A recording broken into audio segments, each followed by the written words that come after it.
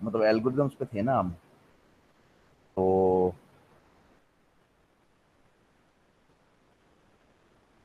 तो एल्गोरिदम्स इसका है कब, इसका क्विज है किस दिन, मैथ्स और इंग्लिश का, इसका कंप्यूटर का? फर्स्ट जुलाई को।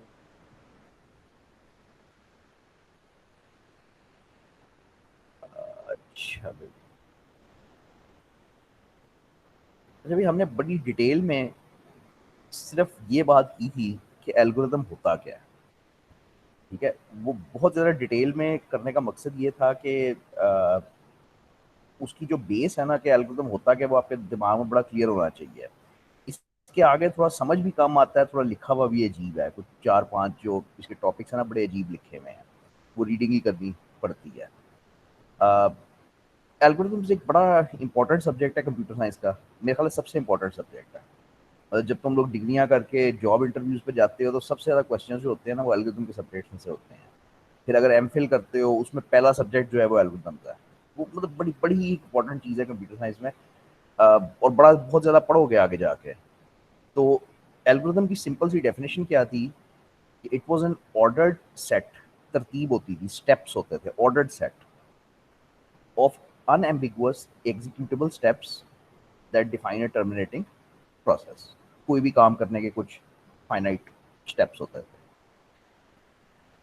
अब ये कुछ तीन चार टॉपिक्स जो है ना ये आपको पढ़ने पड़ेंगे, मैं आपको करवा देता हूँ, लेकिन ये बहुत अजीब सा वो है ज़रा, मतलब समझना ज़रा मुश्किल होता है क्योंकि वो कॉन्सेप्ट्स ऐसे हैं। अच्छा जी, यहाँ पे कहता है कि एल्गोरिदम जो है वो बेसिकली एक एब्स्ट्रैक्ट एंटिटी होती है। एब्स्ट्रैक्ट एंटिटी का मतलब है कि अगर तुम मैथ्स करते हो, अगर तुम मैथमेटिकल काम करते हो तो वो बिल्कुल क्लियर कॉन्क्रीट होता है। 2+2 4 होता है, 2+3 5 होता है, वो कभी भी चेंज नहीं हो सकता। लेकिन क्योंकि एल्गोरिदम इंग्लिश में लिखा होता है तो उसको हर बंदा अपने हिसाब से लिखता है। अंडा बनाने का एल्गोरिदम जो है, अंडा उबालने का एल्गोरिदम जो है, वो अगर तुम चार लोगों को बिठा के उनसे चार लोगों से लिखवाओगे तो वो चारों थोड़ा थोड़ा सा डिफरेंट लिखेंगे, ठीक है। एब्स्ट्रैक्ट नेचर का यहाँ पे ये मतलब है, देखो मैंने तुम्हें एक प्रॉब्लम दिया है, मैंने तुम्हें एक प्रॉब्लम दिया है कि फलाना प्रॉब्लम सॉल्व करना है। अब उसको तुम अपने तरीके से सॉल्व कर सकते हो, इसका मतलब है ठीक है, वेरी गुड, कोई मसला नहीं। तो अगर चार लोगों ने चार डिफरेंट तरीकों से उसको सॉल्व कर दिया है तो सोल्यूशन तो निकल आया ना चारों केसेस में, ठीक है, वेरी गुड। अब उनमें से आगे से ये फैसला करना होता है किसी ने कि भाई इनमें से सबसे अच्छा सोल्यूशन कौन सा है, जिसको एनालिसिस ऑफ एल्गोरिथम कहते हो। तो एब्स्ट्रैक्ट नेचर का ये मतलब है कि इसका कोई यूनिवर्सल रूल नहीं है। आपको एक असाइनमेंट आएगी जिसमें एल्गोरिथम लिखना होगा, ठीक है। अब हर बंदे का अपना लॉजिक होनी चाहिए, हर बंदा अपने हिसाब से लिखता है। अब इसमें कोई राइट रॉन्ग नहीं होता है, एज लॉन्ग एज आपका प्रॉब्लम सॉल्व हो जाता है, ठीक है, चलेगा, ठीक है। अच्छा, सॉरी, हाँ, एक बात, एनालिसिस कैसे करोगे? ये तो बात ठीक है कि एब्स्ट्रैक्ट है, एब्स्ट्रैक्ट नेचर ऑफ एल्गोरिथम का मतलब बेसिकली ये है कि everyone finds a unique way of solving a problem. एक गिवन प्रॉब्लम है, उसको सॉल्व करना है, उसके कई रास्ते हैं, हर कोई अपने हिसाब से कर लेता है, ये बात ठीक है। क्वेश्चन ये है कि इसका एनालिसिस कैसे होएगा। एनालिसिस का मतलब है कि how do we choose best algorithm. पांच रास्ते निकल आए एक मसले को सॉल्व करने के, अब बेहतरीन रास्ता अपनाना है। तो ये पिछली दफा भी थोड़ी सी बात की थी कि यूजुअली ये होता है कि जो सबसे तेज होता है, फास्टेस्ट एल्गोरिथम, या जो लीस्ट नंबर ऑफ स्टेप्स लेता है, यानी अंडा उबालने का एक बंदे ने लिखे हैं 150 स्टेप, एक बंदे ने लिखे हैं 10 स्टेप, तो जाहिर बात है 10 स्टेप वाले को तुम प्रेफर करोगे जिसके कम स्टेप्स होते हैं। तो ये सिर्फ एक कॉन्सेप्ट है कि मतलब परेशान नहीं होना कि हर बंदे का सोल्यूशन इसमें फ़र्क होता है। ये एक एग्जांपल दिया हुआ है सेंटीग्रेड से फ़ारेनहाइट कन्वर्ट करने का, पता नहीं क्यों दिया हुआ है, अभी लिखेंगे आगे जाके, लिखेंगे आगे जाके। अच्छा, उस दिन हमारी एक और भी बात हुई थी कि एल्गोरिथम्स को हम लिखते किस तरह है। तो एल्गोरिथम्स को हम सिंपल इंग्लिश में लिखते थे, उसके बाद हम फ्लो चार्ट की शक्ल में लिख सकते थे, यानी तस्वीर बना के कर सकते थे। उसके बाद एक सूडो कोड नाम की चीज़ लिख सकते थे, शायद आपको समझ ना आया हो या आज आ जाएगा। और आखिरी चीज़ ये है कि एक्चुअली कोड लिखते हैं, कंप्यूटर का प्रोग्राम लिखते हैं जिसने एक्चुअली इवेंचुअली वो चलाना होता है। ये इस तरह से एक तसलसल हमारा चलेगा, इवेंचुअली प्रोग्राम लिखना है। अच्छा जी, अब ये बात शुरू होती है कि एल्गोरिथम्स लिखने किस तरह है। ठीक है, इसका कोई रूल नहीं है। प्रिमिटिव्स, ठहर जाओ एक सेकंड।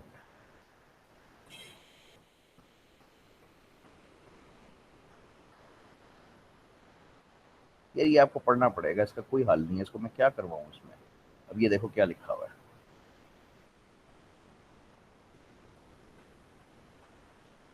वो कहता है कि मतलब एल्गोरिथम लिखने के मतलब कोई क्योंकि रूल्स हैं नहीं, तो आप बस मतलब इंग्लिश के अंदर स्टेप्स लिखोगे। प्रिमिटिव्स को मैं करता हूँ डिस्कस, लेकिन थोड़ा सा आगे जाके प्रिमिटिव्स हो गए।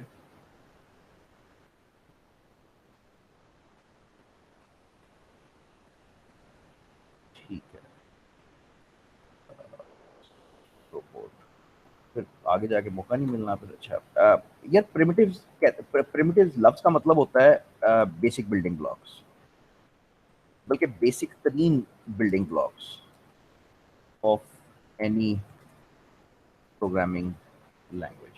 अच्छा, अब इसको समझने के लिए ये करो कि जब इंग्लिश आपको कोई टीचर शुरू में सिखाता है, तो वो ये सिखाता है कि यार सब्जेक्ट लिखते हैं, नाउन लिखते हैं, वर्ब लिखते हैं, फिर उसको मिलाते हैं तो एक फ़िक्रा बनता है, फ़िक्रे के ख़ास रूल होते हैं, पहला लेटर कैपिटल करते हैं। ये लैंग्वेज के प्रिमिटिव्स हैं। ये वो बुनियादी चीज़ें हैं जिनसे मिल के फ़िक्रा बनता है, फ़िक्रों से मिल के लैंग्वेज बनती है। ठीक है, इनको प्रिमिटिव्स कहते हो। अच्छा, इसी तरह प्रोग्रामिंग लैंग्वेज में भी कुछ बिल्कुल बुनियादी प्रिमिटिव्स मौजूद हैं जिनसे मिल के वो प्रोग्रामिंग लैंग्वेज बनेगी और स्टार्ट होएगी। अब मैं इसको ज़्यादा बिल्कुल डिस्कस नहीं कर सकता, तो थोड़ा सा पढ़ना है इसको। अच्छा, थोड़ा सा यहाँ पे आपको ये पता होना चाहिए कि प्रोग्रामिंग लैंग्वेजेस हैं कौन कौन सी। ज़्यादा नहीं पता होना चाहिए, लेकिन थोड़ा सा पता होना चाहिए। अच्छा, इसमें अब अगर पुरानी की तरफ चले जाओ, फोर्ट्रान और पैस्कल थी जो पुरानी थी, जो 19 कह लो 95 से 2000 से पहले की थी। उसके बाद जो चल रही हैं वो सी प्लस प्लस, 90s में जावा आई, सी शार्प आई, PHP और पाइथन।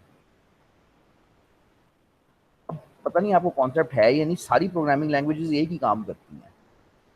मतलब मुझे नहीं पता कि कौन सा ऐसा काम है जो जावा में होता है लेकिन सी शार्प में नहीं हो सकता। ऐसे ऐसे नहीं होता, ऐसे बिल्कुल नहीं होता। मतलब सब सारे का सारा काम कर सकती हैं, लेकिन हर एक के अंदर अपनी कुछ खास बातें हैं और कुछ वीकनेसेस हैं।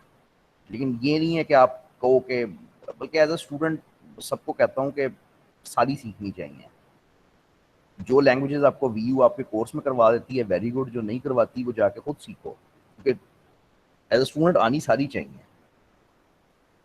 अ, कल को फिर आपको जिस मर्जी लाइन में जॉब मिले, जिस मर्जी लाइन में आपका इंटरेस्ट बने, तो इन हर लैंग्वेज को सीखते कैसे हो? इनके प्रिमिटिव्स के जरिए, इनके बेसिक बिल्डिंग ब्लॉक्स के जरिए। ठीक है, अब ये आपको थोड़ा सा वो सिखाएगा।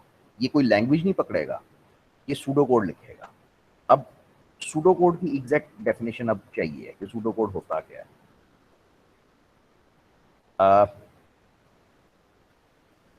कोड तो समझते हो ना, कोड कहते हैं प्रोग्राम को, कोडिंग कहते हैं प्रोग्रामिंग को। तो in order to write code need to know the rules of the language. सीधी सी बात है, अगर आप सी प्लस प्लस में कोडिंग कर रहे हो तो आपको सी प्लस प्लस के सारे रूल्स पता होने चाहिए और फॉलो करने हैं आपने। स्ट्रिक्ट है, जहाँ पे छोटा लेटर आना है वहाँ पे छोटा आना है, जहाँ पे प्लस का निशान आना है वहाँ पे मतलब उसको आपने फॉलो करना है। अच्छा, सिंपल इंग्लिश होती है। मैं इन दोनों के दरमियान में फ़र्क कर रहा हूँ कि आप पहले स्टेप सिंपल इंग्लिश पे होते हैं और आखिरी स्टेप कोड होता है, जिसमें ये स्ट्रिक्ट होता है ना, ये strictly in terms of rules. Syntax की टर्म्स में बहुत स्ट्रिक्ट होता है। सिंटेक्स का मतलब है कि लिखने के जो रूल्स हैं उसमें बहुत स्ट्रिक्ट होता है। ज़ाहिर बात है इंग्लिश तो स्ट्रिक्ट नहीं होती। इंग्लिश में तो आप जैसे मर्जी स्टेप्स लिख लो, उर्दू में लिख लो, जैसे भी है। तो ये बिल्कुल आज़ाद होती है, ये बिल्कुल ही इंडिपेंडेंट ऑफ प्रोग्रामिंग लैंग्वेज।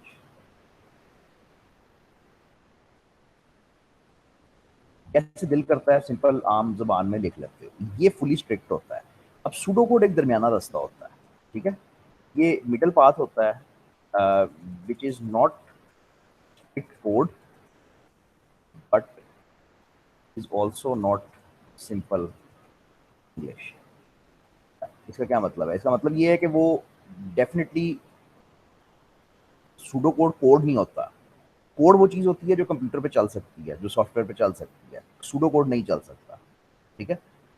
लेकिन ये एक मिडल रास्ता होता है, विच मीन्स कि ये थोड़ा टेक्निकल भी होता है और थोड़ा नॉन टेक्निकल भी होता है। थोड़ी सी इसमें आज़ादी भी होती है, लेकिन इसको कंप्यूटर वाला लिखता है, ठीक है ना? तो सूडो कोड को डिफाइन करना रियली बहुत मुश्किल है, लेकिन मेरा ख्याल है कि आज एग्जांपल्स करके तुम पहुंच जाओगे इस बात तक कि ये कैसे करना है। बहुत ही फजूल सा एग्जांपल है, लेकिन अगर मैं फॉर एग्जांपल ये जो बोल्ड हुआ है इसको करते हैं, ये समझ आ रहा है ना क्या लिखा हुआ है? कि जो मेरा करंट अकाउंट का बैलेंस है, चेकिंग बैलेंस कहते हैं उसको, जो मेरा करंट अकाउंट का बैलेंस है प्लस जो मेरे सेविंग्स अकाउंट का बैलेंस है, दोनों को जमा करो तो मेरे पास टोटल पैसे आ जाते हैं कि मेरे पास दुनिया में टोटल पैसे कितने हैं। अब ये सिंपल इंग्लिश नहीं लिखी।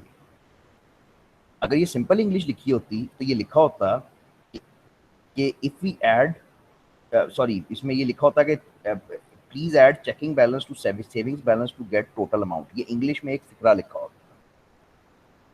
ये प्रोग्रामिंग लैंग्वेज भी नहीं है। प्रोग्रामिंग लैंग्वेज लिखी होती तो इसमें लिखा होता, दिखाया नहीं उसने, लेकिन मतलब ए प्लस बी और आगे एंड पे सेमीकोलन लगा होता, कुछ इस तरह की चीजें लिखी होती। अब ये एक दरमियाना रास्ता है। ये बात समझनी है कि ना तो ये इंग्लिश है सिंपल, और ना ये एग्जैक्ट कंप्यूटर का कोड है। ये एक दरमियाना रास्ता है जो थोड़ा सा ज्यादा टेक्निकल है। अच्छा, अब इसमें आपने चीजें लिखनी सीखनी है बेसिकली ना, मतलब सूडो कोड की जबान में चीजें लिखनी सीखनी है। ये शुरू हो गया है? हाँ जी, ये शुरू हो गया। तो इसमें कुछ रूल्स हैं। मैं कहना ये चाहूंगा आपको, अब यहाँ से भाई समझ आना चाहिए। although we don't have strict rules for pseudocode, we follow some conventions. अब pseudocode के कोई इतने स्ट्रिक्ट रूल्स तो है नहीं जैसे प्रोग्रामिंग लैंग्वेजेस के थे, लेकिन कन्वेंशंस वो फॉलो करता है। कन्वेंशंस क्या होती हैं कि कुछ कुछ ऐसी चीज़ें जो ओवर द इयर्स डेवलप हो गई हैं जिनको हम फॉलो करते हैं। तो सबसे पहली चीज़ इसमें असाइनमेंट है। असाइनमेंट का मतलब ये होता है, ठीक है, कि name is equal to expression. Name is equal to expression. मुझे पता है तुम मैथ्स में ये लिखते आए हो, बचपन से तुम्हें आदत है। एक्स इज इक्वल टू 12 तुमने फॉर एग्जांपल लिखा है। तो मैथ में इसका मतलब ये था कि एक्स बराबर है 12 के, ठीक है? यहाँ पे सूडो कोड में जो इक्वल का निशान है उसका मतलब बराबरी नहीं है, मतलब उसका मतलब असाइनमेंट है। असाइनमेंट का मतलब ये होता है कि जो भी चीज राइट साइड पे पड़ी हुई है उसको उठाओ और इसके अंदर स्टोर कर दो। तुम अपनी डिस्क पे फाइल स्टोर करते हो, तुम पिक्चर स्टोर करते हो, बिल्कुल इस तरह से ये सोचना शुरू करो कि हमने 12 को स्टोर कर दिया है एक्स के अंदर। और एक्सप्रेशन का यहाँ पे ये मतलब है कि जरूरी नहीं है कि हम सिर्फ 12 भी लिखें, हम 12 प्लस 1 मल्टीप्लाई 3 कोई पूरा इस तरह का एक्सप्रेशन लिख सकते हैं। तो होएगा क्या कि इसका आंसर निकाला जाएगा और ये चीज डाल दी जाएगी एक्स के अंदर। तो जो ये कर रहा है बेसिकली, इसको जब देखोगे आप तो आप कहोगे ये असाइनमेंट हो रही है, विच मीन्स कि ये जो राइट साइड पे जो भी आंसर आता है उसको वो असाइन कर देता है लेफ्ट साइड वाले वेरिएबल्स में। तो this is an assignment statement. आप कंफ्यूज हो गए, लेकिन अब मतलब देखो, मैथ्स का इक्वल जो है ना, मैथ्स का इक्वल ये कहता है कि एक्स और टू जो है, एक्स भी और टू भी, ये दो रकमें हैं जो आपस में बराबर है। प्रोग्रामिंग में सूडो कोड में ये कॉन्सेप्ट बिल्कुल खत्म हो जाता है। सूडो कोड में आपने सोचने का अंदाज ये होना चाहिए कि राइट साइड पे कोई रकम पड़ी हुई है, इसका आंसर निकलता है और वो एक्स नाम के वेरिएबल में स्टोर हो जाती है, बिल्कुल जिस तरह से आप फाइल स्टोर करते हो या कुछ और स्टोर करते हो। अच्छा, दूसरी चीज इसकी कंडीशन है। ये ऐसे लिखते हो, ये लिखी हुई है तो मैं नहीं लिखूंगा,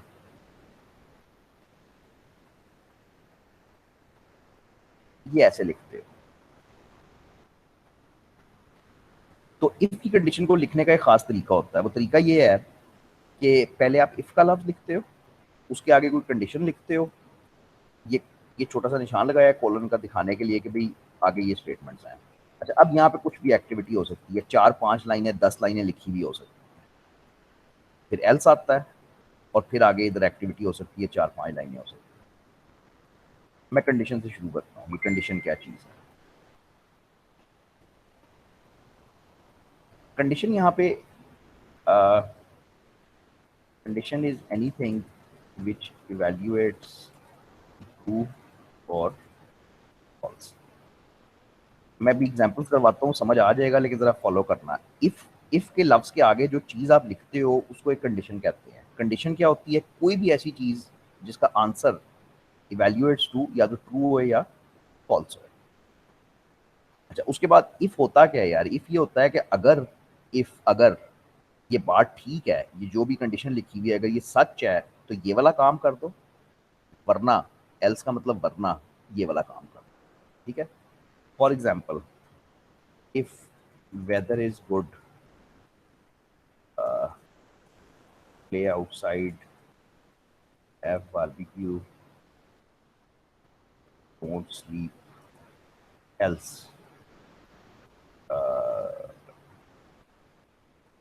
put on AC, go to sleep। अब तो इस पे गौर करना। अब इसमें ये जो मैंने इफ का लफ्ज तो ऐसे ही लिखा है, वो ऐसे ही लिखते हैं। अब उसके आगे कोई भी कंडीशन आ सकती है। ठीक है? मैंने फिलहाल सिंपल एग्जांपल किया है ताकि समझ आए। तो मैंने ये लिखा है कि अगर वेदर गुड है, मैंने आगे कंडीशन लिखी है वेदर इज गुड। अब इसका जवाब या तो ट्रू आएगा या वेदर वाकई अच्छा होएगा, या फॉल्स आएगा कि वेदर अच्छा नहीं होएगा। अगर ट्रू आता है तो ये वाला हिस्सा चल पड़ता है, अगर फॉल्स आता है तो ये वाला हिस्सा चल पड़ता है। दोनों हिस्से नहीं चलते। और इसको आसान करने का तरीका वाकई ये होता है कि अगर ये बात ठीक है तो ये कर दो, वरना ये कर दो। तो अब ये है क्या? ये आपके पास एक बेसिक बिल्कुल कंडीशन है जिससे ये फैसला होता है कि एक काम कर दो या दूसरा काम कर दो। अब ये पढ़ के आपको समझ आनी चाहिए। अब ये प्रॉपर एग्जाम्पल है। अब ये प्रॉपर एग्जांपल है कि अगर आप सूडो कोड में कर रहे हो तो आप इस तरह से इफ को इस्तेमाल करोगे। तो अगर लीप ईयर है, if year is leap year, तो वो कहता है कि पता नहीं डेली टोटल जो भी वो ये काम कर रहा है ना, कि टोटल को डिवाइड कर रहा है 366 पे, और फिर उसको वेरिएबल में डाल रहा है। वरना अगर लीप ईयर नहीं है, वरना तो उसको डिवाइड करेगा 365 पे। अब तुमने सूडो कोड बनाते हुए, सूडो कोड लिखते हुए, तुम्हें जहां पे भी जरूरत पड़ती है कोई ये दो रास्ते निकालने की, जैसे फॉर एग्जांपल अगर इफ अंडा उबल गया है तो आग बंद कर दो, वरना आग तेज कर दो। मतलब जहां पे भी तुम्हें दो रास्ते चूज करने की जरूरत पड़ती है, जिनमें चॉइस है या तो इधर चल पड़ो या उधर चल पड़ो, तो वहां पे तुम इफ अब से यूज किया करोगे।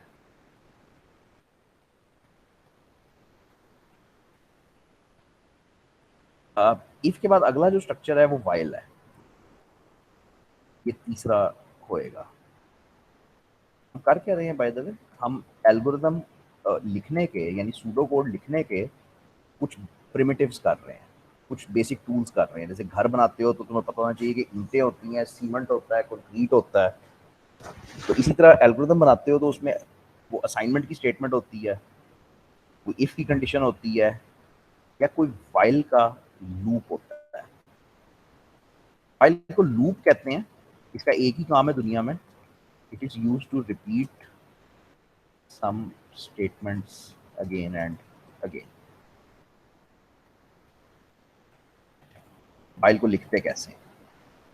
वाइल ज्यादा आसान है। वाइल को ऐसे लिखते हैं।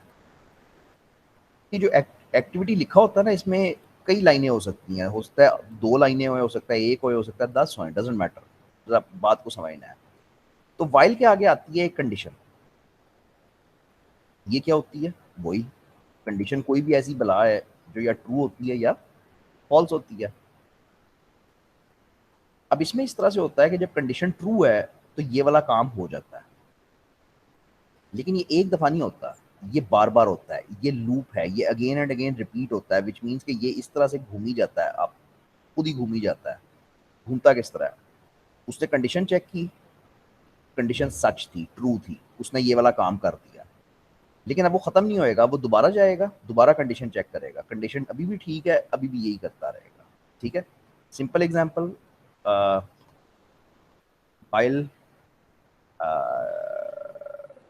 Salary is greater than 1 lakh, मेरी सैलरी 1 लाख से ज़्यादा है, तो गिव 10,000 ज़कात,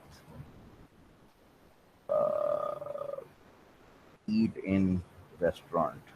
अमीर हो गया ना, तो मतलब ये कर रहे हैं काम हम। अच्छा जी, अब गेम क्या है, गेम ये है कि जब तक मेरी सैलरी 10,000 1 लाख से ज़्यादा रहेगी, मैं ये काम करता रहूँगा। वो ये मतलब अब कंप्यूटर इस तरह से चलता है कि वो ये कंडीशन चेक करेगा, ट्रू है, हाँ ट्रू है, वाकई ट्रू है, इसके अंदर आएगा, ये दोनों स्टेटमेंट्स चला देगा, चलाने के बाद वापस घूमेगा, और वापस जाके ये हमेशा वापस नहीं घूमेगा। इफ के अंदर तो वापस नहीं घूमा, इफ के अंदर तो बस एक दफा है कि फैसला करो, अब एक सड़क पे चल पड़ो। फाइल के अंदर इस तरह है कि वो बार बार वापस जाता रहेगा, और जब तक सैलरी 1 लाख रहेगी तब तक वो ये काम दोहराता रहेगा, अगेन एंड अगेन करता रहेगा।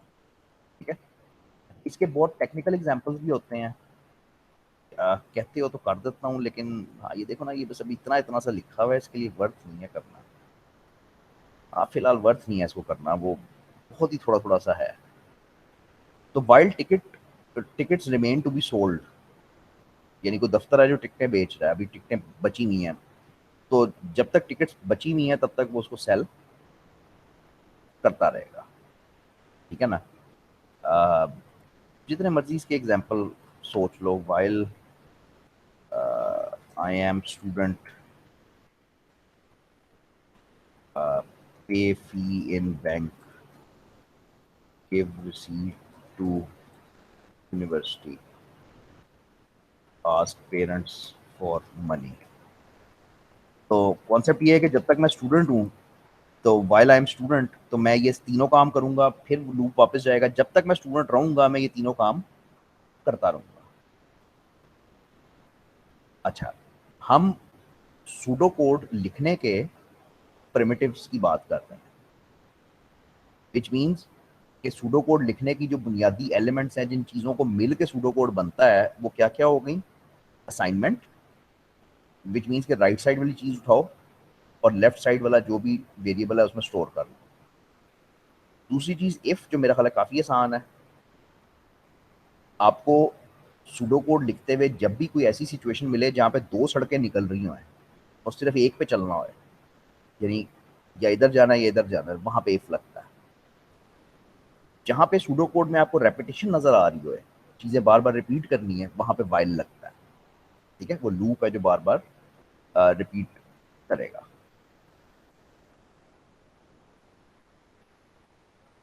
पहली चीज है फंक्शन स्ट्रक्चर। फंक्शन कैसे बंदा आम जिंदगी में समझाए। सर जी, जी ये वाइल लूप में स्टेटमेंट फॉल हो सकती है, फॉल्स? हाँ हाँ, बिल्कुल हो सकती, बिल्कुल बिल्कुल हो सकती है, बिल्कुल हो सकती है। अच्छा, अब ये जो नीचे वाला वाइल लूप है, वाइल आई एम स्टूडेंट वाला, ये मैं अपने ऊपर चलाता हूँ। ठीक है, तो फॉर एग्जाम्पल मैं ये लूप चलाता हूँ, तो मैं देखता हूँ कि वाइल लिखा हुआ है आई एम स्टूडेंट, मैं तो स्टूडेंट नहीं हूँ, स्टेटमेंट फॉल्स हो गई। स्टेटमेंट ना को कंडीशन को, तो कंडीशन फॉल्स हो गई, तो अब क्या होएगा, अब ये नहीं चलेगा। अच्छा, ठीक है, ठीक। जी। कंडीशन कोई भी ऐसी चीज है जो ट्रू है या फॉल्स है, तो अगर फॉल्स है तो बस वो नहीं चलेगा, दैट्स इट। अब होता ये है कि आप, बल्कि मैं ये यहाँ पे बात करता हूँ, होता ये है कि जब आप लिखते हो प्रोग्राम या सूडो कोड, तो वो काफी सारी लाइंस होती हैं, 10 12 15 लाइंस होती हैं। ठीक है, अब एक मिनट के लिए समझो कि तुमने यहाँ पे एक वाइल लूप लिखा हुआ है। ठीक है, ये एक वाइल लूप लिखा हुआ है, अब ऊपर से चलता हुआ आया प्रोग्राम, ये चल रहा है चल रहा है चल रहा है चल रहा है, यहाँ आया तो वाइल लूप लिखा हुआ है। अच्छा, अगर कंडीशन फॉल्स हो गई तो क्या होएगा, उसके आगे जो स्टेटमेंट्स लिखी हुई हैं वो नहीं चलेंगी, उनके ऊपर से जंप लगेगी और आगे चला जाएगा। कॉन्सेप्ट अपना ये रखो कि जब कंडीशन ट्रू होती है तब तक तो वो वापस घूमता रहता है, लेकिन जैसी कंडीशन फॉल्स होती है वो उस लूप में से बाहर आ जाता है। अब उस लूप के अंदर ये 3 लाइनें लिखी हुई थी तो ये नहीं चलेंगी, जो भी नेक्स्ट लिखा होएगा वो चलना शुरू हो जाएगा। फंक्शन स्ट्रक्चर थोड़ा मुश्किल है, मतलब डिस्कस करना सही तरह से। आ, इसका कॉन्सेप्ट ये है कि जब आप इस तरह से प्रोग्राम्स लिखते हो या सूडो कोड लिखते हो तो आपके पास लंबी चौड़ी इंस्ट्रक्शंस आ जाती हैं। फॉर एग्जांपल आपने एक सूडो कोड लिखा है, उसमें 100 इंस्ट्रक्शंस आ गई हैं। फॉर एग्जांपल एक मिनट सोचो कि आपने स्टेप 1 लिखा, 2 लिखा, 3 लिखा, इधर कोई इफ की कंडीशन लगाई, इधर कोई लूप लगाया, इधर कोई असाइनमेंट की, इधर कोई कैलकुलेशन की, आपका लंबा सा एक सूडो कोड बन जाता है। फंक्शंस ये करते हैं, functions break your code into logical sections.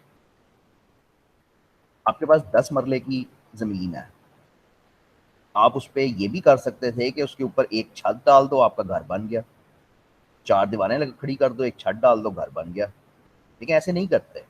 आप उसके अंदर लॉजिकल हिस्से बनाते हो घर के अंदर कि यार ये किचन नाम का कमरा है, ये बेडरूम नाम का कमरा है, ये लिविंग रूम नाम का कमरा है। उसके हिस्से कर देते हो ना, रहता तो वो 10 मरले की छत ही है, लेकिन उसके अंदर आप छोटे छोटे उसके हिस्से कर देते हो।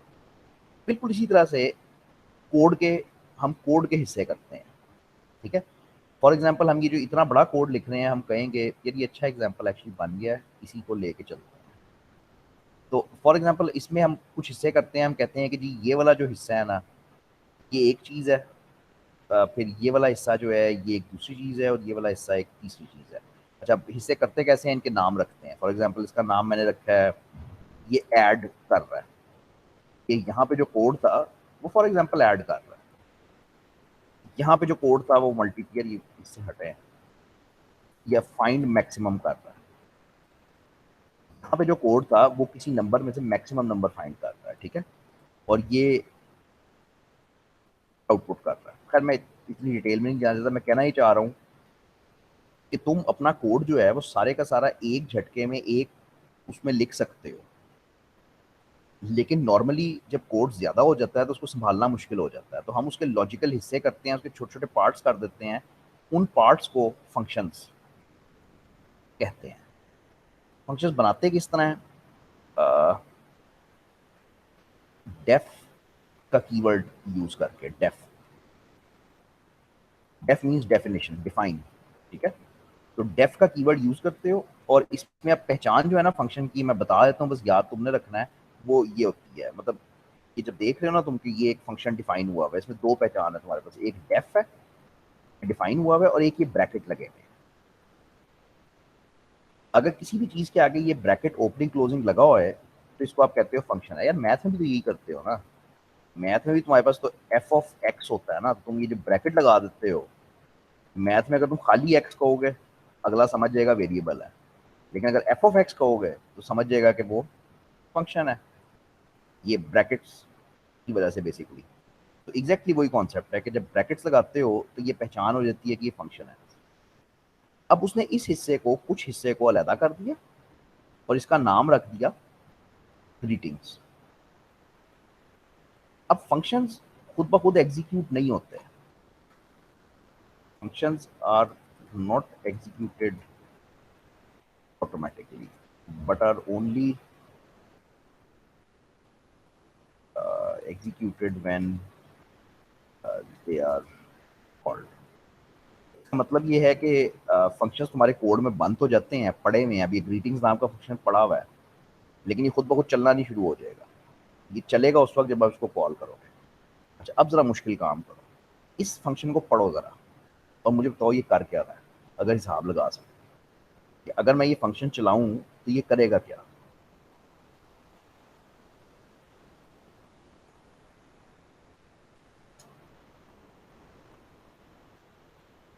पूरी कोशिश करो कि होए।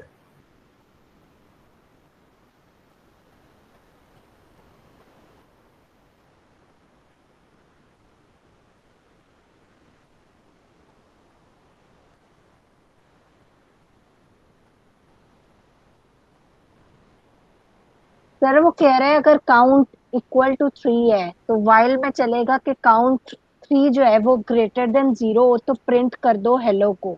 यानी बेसिकली हेलो प्रिंट हो जाएगा, ठीक है। जी। उसके बाद उसके बाद जो आई थिंक के 3 जो ग्रेटर देन अगर 0 होगा तो उसमें से -1 होगा हमारे पास, ये जो हमारे पास टोटल लूप, काउंट है। ये हमारे पास लूप लगा हुआ है, ठीक है, जी डेफिनेटली लूप लगा हुआ है। तो काउंट की वैल्यू 3 है, हम कंडीशन का फैसला करते हैं, कंडीशन ठीक है, ट्रू है, तो वो अंदर आ जाएगा, वो हेलो प्रिंट कर देगा, स्क्रीन जी पे लिखा हुआ आ जाएगा हेलो। अच्छा, अब ये लाइन ये कर रही है कि काउंट की इस वक्त वैल्यू क्या थी, इस वक्त वैल्यू थी 3। जी काउंट की इस वक्त वैल्यू 3 थी, उसको -1 करो, क्या आया, 2 आया। वो 2 की वैल्यू अब इधर काउंट के अंदर डाल रही है। याद रहे, ये मैथ्स नहीं है, ये असाइनमेंट है, विच मीन्स जी कि राइट साइड वाली रकम कैलकुलेट करो, वो 2 आई और वो इधर डाल दो काउंट के अंदर, ठीक है, हो गया, वेरी गुड। अब वापस घूमेगा, अब जाके चेक करेगा कि क्या काउंट 0 से बड़ा है, तो हाँ अभी भी बड़ा है, दोबारा हेलो प्रिंट कर देगा, दूसरी दफा हेलो आ गया। फिर काउंट की वैल्यू को एक और कम करेगा, अब काउंट की वैल्यू 1 हो जाएगी, दोबारा जाके चेक करोगे अभी भी ये सच लिखा हुआ है, 1 ग्रेटर देन 0 होता है। अब तीसरी दफा हेलो को प्रिंट कर देगा, उसके बाद काउंट की वैल्यू हो जाती है 0। अब जब जाके कंडीशन को टेस्ट करोगे तो 0 ग्रेटर देन 0 नहीं होता, ये गलत लिखा हुआ है, ये झूठ लिखा हुआ है। तो विच मीन्स के बस यहाँ पे अब ये दोबारा नहीं चलेगा, अब ये खत्म हो जाएगा। तो इसका रिजल्ट क्या होएगा, इसका रिजल्ट ये होएगा कि स्क्रीन पे 3 दफा हेलो प्रिंट हो जाएगा। आपने 30 दफा करवाना हो तो आप इस 3 की जगह पे 30 कर देते हो, और ये प्रोग्रामिंग होती है कि थोड़ा सा चेंज करके आप पूरा उसका वो चेंज कर देते हो। क्या ये रिक्वायर्ड नहीं है आपसे, मैं ज़रा थोड़ा आपको वो कर रहा था कि आप थोड़ा समझो इसको कि ये हो क्या रहा है। आपसे फिलहाल डेफिनेशन ही रिक्वायर्ड होंगी। अच्छा, ये एक अच्छा एग्जांपल है, ये अब एक प्रॉपर, थोड़ा हम प्रोफेशनल के करीब जा रहे हैं। तो यहाँ पे ये होएगा, यहाँ पे ये होएगा कि अगर कोई खास बात ठीक है, कोई कंडीशन होएगी, लिखी नहीं उसने, लेकिन अगर ये कंडीशन ठीक है तो बजाय इसके कि अब हम यहाँ पे 10 काम करें, हमने एक फंक्शन कॉल कर दिया प्रोसेस लोन का। प्रोसेस लोन एक फंक्शन है, आगे ब्रैकेट लगा हुआ है। अब कहीं पे एक कोड लिखा होएगा सारे का सारा प्रोसेस लोन का, तो वो कर ये रहा है कि अगर कहीं पे भी ये बात ठीक है तो वो उसका फंक्शन कॉल कर देता है। भाई नॉर्मली आप क्या करते थे, अभी मैंने पहले क्या किया है, पहले ये किया है कि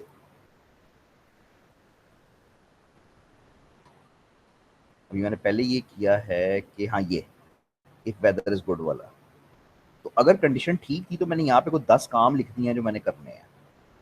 अब इन 10 कामों को अगर मैं एक फंक्शन के अंदर बंद कर दूं, समझो एक फंक्शन लिखा है मैंने हैप्पी का, हैप्पी नाम का फंक्शन लिखा है, तो इन कामों को मैं फंक्शन के अंदर बंद कर दूं। अब यहाँ पे मैं क्या लिखूंगा, इफ वेदर इज हैप्पी तो मैं लिखूंगा, sorry if weather is good तो मैं लिखूंगा कि हैप्पी को कॉल कर दूं। ये एग्जैक्ट काम इधर हुआ हुआ है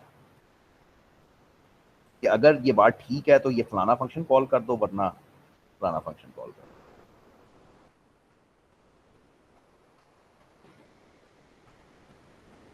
अगले सेमेस्टर में एक एक चीज के ऊपर, ये जो एक एक चीज है, एक वाइल का लूप जो है, एक फंक्शन जो है, इस पे 2-2 दिन क्लासेस पढ़ोगे, 2-2 लेक्चर्स लोगे सिर्फ एक चीज के ऊपर। ये इतनी डिटेल्ड चीजें होंगी। इस वक्त सिर्फ टेस्ट लो इसका कि ये है क्या, और मतलब मोटी मोटी बातें कि ये चलता किस तरह से। अच्छा जी, थोड़ी सी तो आपकी जान छुटी इनसे। ये 4 प्रिमिटिव्स थे जो हमने बेसिक ही हैं। और इसको अब मैं क्या करवाऊँ, ये discovery art of problem solving, इसका मतलब ये है कि कोई भी, यार एक तो इसकी इंपॉर्टेंस बड़ी है, बड़ी सख्त इंपॉर्टेंस है। प्रोग्रामर की इतनी वैल्यू नहीं होती जितनी प्रॉब्लम सॉल्वर की होती है। मतलब आपको मैथमेटिकल और जनरल प्रॉब्लम्स सॉल्व करने का हुनर आना चाहिए। अ, इसकी रीडिंग कर लेना बस, इसके कुछ मतलब बेसिक बातें होती हैं बिल्कुल, कि प्रॉब्लम को समझो, उसका एक प्लान बनाओ कि उसको कैसे सॉल्व करना है। मतलब ये आम जिंदगी में भी होता है यार, कि कभी कोई मसला होए तो बंदा उसको सीधा छलांग मार के सॉल्व नहीं करना शुरू कर देता। उसको पहले एटलीस्ट करना यही चाहिए कि कागज पेंसिल पे बैठ के उसको समझना चाहिए, ठंडे दिमाग से पहले समझो कि है क्या, एग्जैक्ट प्रॉब्लम है क्या। फिर कागज पेंसिल पे उसका प्लान बनाओ, फिर उस प्लान को एग्जीक्यूट करो एक्चुअली, और फिर चेक करो कि सोल्यूशन कैसे आए हैं। मतलब एक प्रॉब्लम सॉल्विंग एक हुनर है जो मतलब जिसमें वो चाहिए है, स्टेजेस हैं उसकी, कि मतलब ये बड़ा ज़रूरी है। करते हो आप? ये करना चाहिए। मतलब कोई भी नया प्रॉब्लम, कोई भी मसला होता है तो बंदा उसको प्लान करता है, ठीक है ना।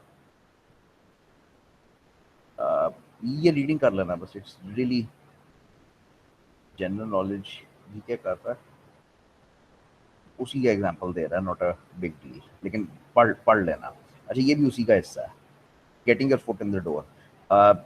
इसका मतलब ये होता है कि कई प्रॉब्लम्स ऐसी होती हैं जिसमें तुम्हें पता ही नहीं पड़ता कि ये क्या हो रहा है, ये क्या मसला है, ठीक है। ये जॉब्स पे आती हैं, जॉब्स करते हो तो जॉब्स में ये नहीं होता कि जो यूनिवर्सिटी में पढ़ के आए हो बस उसमें, मतलब मैनेजर को जाके ये नहीं ना कहोगे मुझे यूनिवर्सिटी ने पढ़ाया नहीं, मुझे सर ने पढ़ाया नहीं तो मैं नहीं कर सकता, तो कहेगा अस्सलाम वालेकुम, जाओ भाई घर। तो you have to do it, मतलब आपको करना पड़ता है चीज़ें जो आपको नहीं आती। तो यहाँ पे बात ये हो रही है कि तुम, चलो तुम art of problem solving follow कर रहे हो, आर्ट ऑफ प्रॉब्लम सॉल्विंग तुम फॉलो कर रहे हो कि तुम प्रॉब्लम को समझना चाह रहे हो और तुम ये किस तरह से काम करना चाह रहे हो, लेकिन कोई ऐसी प्रॉब्लम आ गई है जिसकी तुम्हें अलिफ बे ही नहीं पता, पता ही नहीं कि यार ये है क्या ड्रामा, अब इसको कैसे हल करना है, चॉइस नहीं है, करना है। तो उसमें एक कहते हैं कि एक टेक्निक यूज होती है जिसको कहते हैं getting your foot in the door, ठीक है। वो कहता है कि उसके बारे में पढ़ना शुरू करो, उसको थोड़ा सा कुछ तो उसके बारे में लिखना शुरू करो कि यार अच्छा ये चीज़ ये है, मैं किससे जाके इसके बारे में ज़्यादा पूछ सकता हूँ। बल्कि आप लोगों के ज़माने में तो अब दुनिया बदल गई है ना। मतलब पहले ये होता था कि अगर आपको किसी चीज़ का नहीं पता होता था तो दो रास्ते होते थे, या तो लाइब्रेरी जाओ और लाइब्रेरी जाके किताब ढूंढो जो उस बारे में हो, या किसी ऐसे बंदे के पास जाओ, गुरु के पास, जिसको उस चीज़ के बारे में आता हो।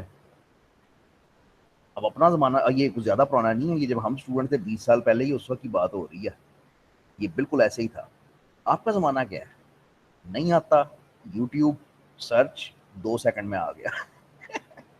तो अब जरा कहानी चेंज हो गई है। तो getting your foot in the door का मतलब आपके ज़माने में ये होएगा कि एक ऐसी प्रॉब्लम आ गई है जिसके बारे में आपको कुछ नहीं पता, तो ठीक है, यूट्यूब पे जाओ और उसको पढ़ना शुरू करो। उसके बारे में हज़ारों लोगों ने वीडियोज़ बनाई हुई हैं, किताबें लिखी हुई हैं, उसको जाके पढ़ना शुरू करो कि वो है क्या, फिर उसको समझो और फिर उसमें आहिस्ता-आहिस्ता आगे लेके जाओ। अगेन इसको समझाने वाली बात नहीं है, बस ये है कि उसको जितना तुम वो करोगे, उसके बारे में, उस प्रॉब्लम के बारे में जितना ज़्यादा जानोगे, उस सब्जेक्ट के बारे में जितना ज़्यादा जानोगे, उतना ज़्यादा तुम आगे जाओगे। करना चाहिए ये चीज़ें यार, ये चीज़ें बड़ी ज़रूरी हैं, ये करनी चाहिए। स्टूडेंट एक्चुअली बिल्कुल ज़्यादा होता है ना, स्टूडेंट तो ये कहता है कि भाई वो मेरी किताब में नहीं है तो आउट ऑफ सिलेबस है तो मेरे नंबर ना कट हैं, वो तो इतना ज़्यादा होता है। ये क्या कॉन्सेप्ट है कि किताब में नहीं है? ये कोई कॉन्सेप्ट नहीं है। तुमने एंड पे तुम तैयार हो रहे होते हो प्रोफेशनल लाइफ के लिए, स्पेशली यूनिवर्सिटियों में। तो मतलब यूनिवर्सिटी का तो मकसद ही ये है कि तुमने इसके बाद जाके प्रोफेशनल जॉब्स करनी है, अपना काम करना है। तो उधर ये तो नहीं बोला जा सकता। अगर ये बोलते हो अस्सलाम वालेकुम, नौकरी गई। अगर आपका रियली ये ख्याल है कि आप ये बोल सकते हो कि मैंने ये नहीं पढ़ा हुआ या मुझे ये नहीं आता, तो ये आप नहीं बोल सकते। ये तो पाँव काट लिया आपने, हजार और बंदा पीछे बैठा है करने के लिए, आपसे क्यों करवाए। तो वो you have to learn there and then. आपको एक चीज़ सीखनी है, उसको रिएक्ट करना है और उसको उसको उसके ऊपर अमल करना है। यूनिवर्सिटी एक्चुअली होती है इस माइंडसेट को तैयार करने के लिए कि खुद काम कैसे करना है, लेकिन वो हमारे यहाँ कहानी कुछ और है, मिट्टी खाओ। हम वही किताबें पढ़ के हमने पेपर देने हैं बस, हमारे यहाँ कहानी कुछ ऐसी है। अच्छा जी, छोड़ दें बस यहाँ पे, अब ये डिफरेंट टॉपिक स्टार्ट होता है। हाँ जी, मेरा ख्याल है छोड़ दें तो बेहतर रहेंगे। तो एक दिन या 2 दिन और चाहिए मुझे। कितनी हमने दिन रखे हैं? 3। 2 रखे हैं ना, और बस ठीक है, बस 2 ही चाहिए। और इनमें से साथ में एक में मैथ्स मिला दूंगा, लेकिन अभी नहीं, मुझे जरा अभी 1-2 दिन छोड़ दो, मैं थर्सडे को करूँगा, ठीक है। कल इंशाल्लाह 10:30। ठीक हो गया। जी सर। बहुत शुक्रिया, मैं अब सर जा रहा हूँ। तो आप